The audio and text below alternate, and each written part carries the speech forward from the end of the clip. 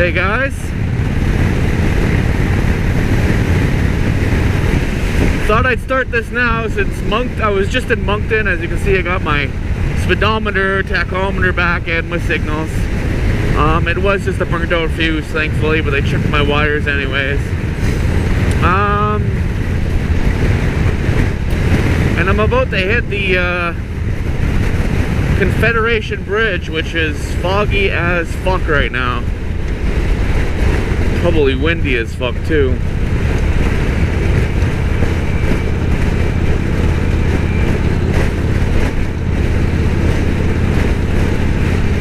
If you don't know, the Confederation Bridge joins New Brunswick with PEI. I thought I mentioned that since a good chunk of Americans watch this. Well, actually, the majority are American. And is, I think, the longest bridge that has to deal with ice, I guess. It's not the longest bridge in the world, but it's up there. Not much to see. I was gonna turn on because, you know, I thought it'd be more interesting than Moncton. Turns out it's about as interesting as Moncton. There isn't really anything at Moncton. It was just the only reason I stopped there was for the bike repair. It's the only victory shop in the area, and by the area I mean like all of Atlantic Canada. I think there's a couple Harley dealers, but they won't touch Victories, and a couple Polaris dealers, but again they won't do it either.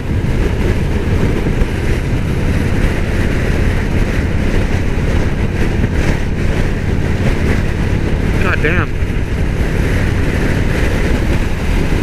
So yeah, I guess that's PI in the distance there.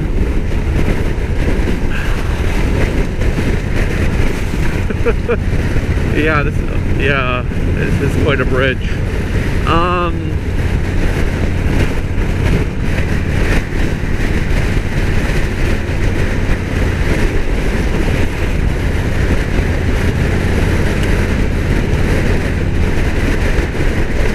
What was I gonna say? Yeah, I don't really have much to say about Moncton.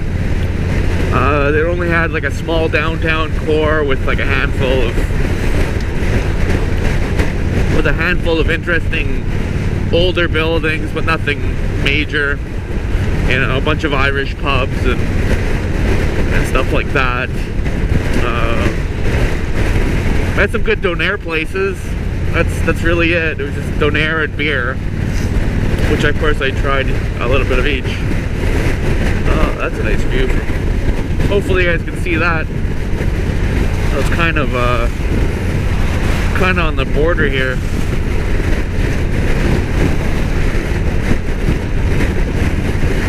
It's like the bad area, the good area. Yeah. So I was stuck in Moncton for the day. The guys at Motoplex put on a new front tire for me, mostly because my old front tire was pretty ratty well, as you know, I put a new back tire on in Los Angeles, and then by the time I was in Louisville, the guy there was like, you know, you should get a new tire soon, and now I'm in New Brunswick, so and yeah, it was starting to get pretty faded there. And since, you know, I don't want my front end to wash out on me, I thought I'd get it done, so I got it done. They even gave me a discount, so the whole thing was like about 190 bucks for a front tire, Canadian. So if you're American, that's like 80 cents per dollar or 75 cents per dollar, depending on what it is right now.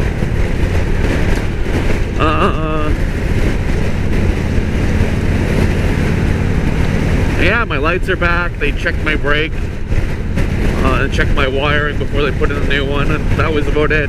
The only thing I was a little disappointed with is that they didn't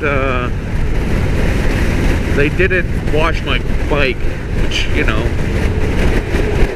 most places at least kind of give you a wash down before they get it back, but what can you do? It was a busy place.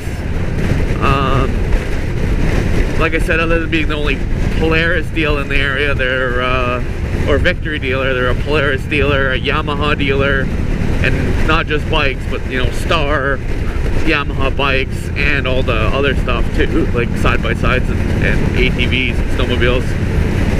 What else? They had a Triumph.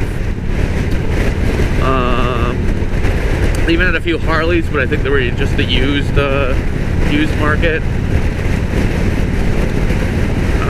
And Hondas. I think they had Hondas too, so had quite a selection. Oh, Ducati. Sorry, it wasn't the Honda, it was Ducati they had. Which of course is totally opposite, but I think they had Hondas there too, but it might have been used. Oh. Those spacers are brutal on this bridge, but I guess that's because it has to deal with some major temperature changes. Because I think this whole area gets pretty much ice covered during the winter. Actually, yeah, I've seen a documentary, because I think it's like basically an ice flow that comes through here, so this thing has to basically, it's like a reverse icebreaker, each pylon or whatever you call it. So I've seen it at least once before on Modern Marvels or whatever TV show it was.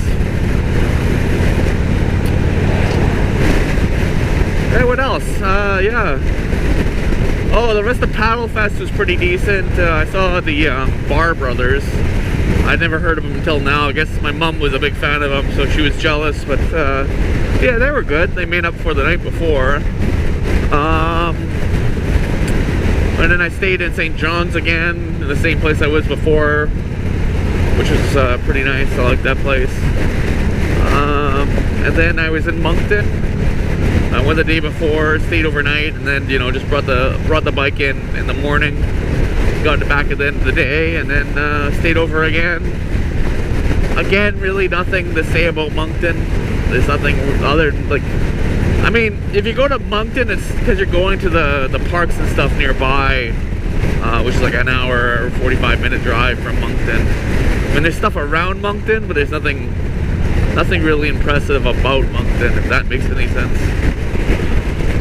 So, yeah. If you're American, this is Canada's smallest province.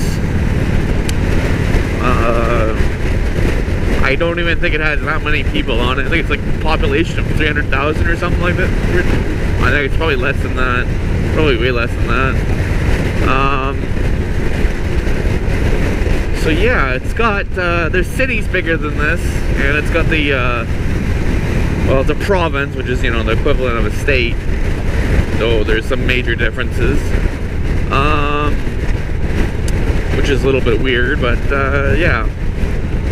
But that's because this is technically one of the founding provinces, one of the founding colonies of Canada. You know, equivalent of the original 13 states is, you know, Ontario, Quebec, New Brunswick, and Nova Scotia, and then PEI was just a few years later, I think, too.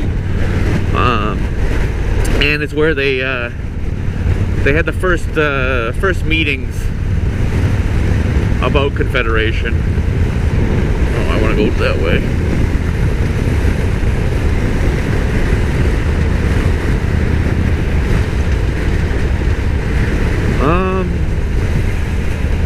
You know, I hear it's a beautiful place though, so I won't rip on it too much.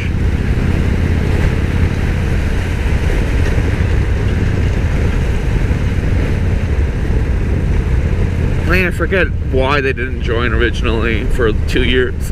It was something silly like not getting the capital or something like that. It was like literally out of spite. I think they wanted Charlottetown to be the capital, but I can't remember now.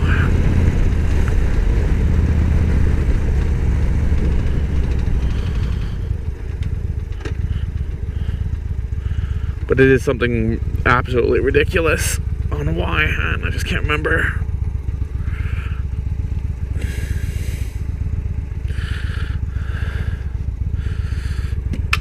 Anyways, I'm gonna stop here and I'll start it up in Charlottetown.